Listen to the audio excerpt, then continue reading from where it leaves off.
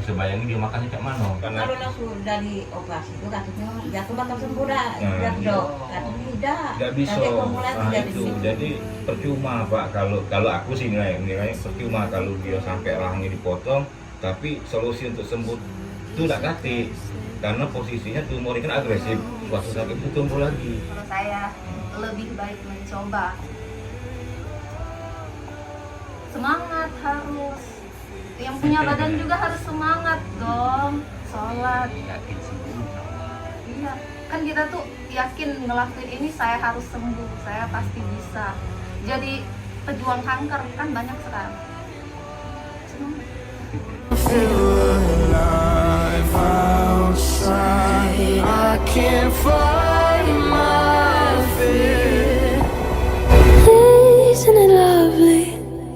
All alone, heart made of glass, my mind of stone. Tear me to pieces, skin and bone. Hello, welcome home.